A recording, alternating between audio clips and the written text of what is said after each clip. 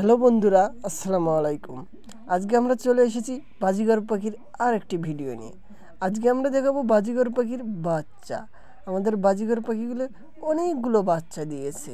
তার ভিতরে এক জোড়া পাখি 8টা ডিম দিয়েছে। এই 8টা ডিমের ভিতর আবার কয়েকটা ফুটেও বের হয়েছে।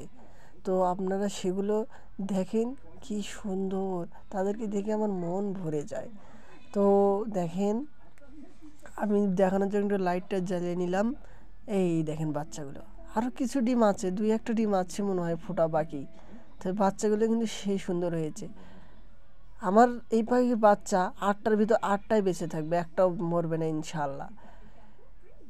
আরেক জোড়া পাখি আছে আমার, সেগুলো অতিরিক্ত চালাক এবং খারাপ। তাদের বাচ্চা বেশি হয়নি, মাত্র 6টা বাচ্চা হয়েছিল। তাদের ভিতরে একটি বাচ্চাও তারা রাখতে পারেনি, মাত্র 3টা বাচ্চা রেখেছে, আরগুলো মেরে ফেলে দিয়েছে। তো এই 3টা বাচ্চা আমরা যেন না মেরে ফেলে সেই জন্য বের করে রাখছি।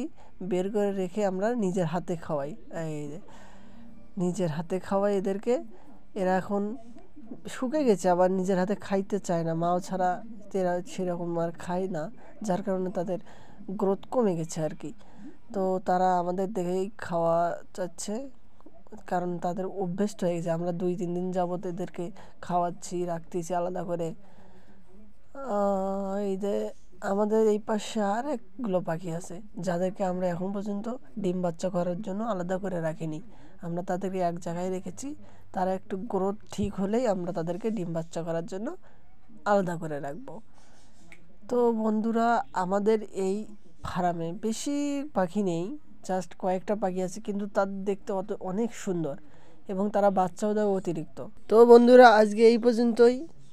চলে আসবো আবার নতুন কোনো ভিডিও নিয়ে। সবাইকে ধন্যবাদ। আসসালামু আলাইকুম।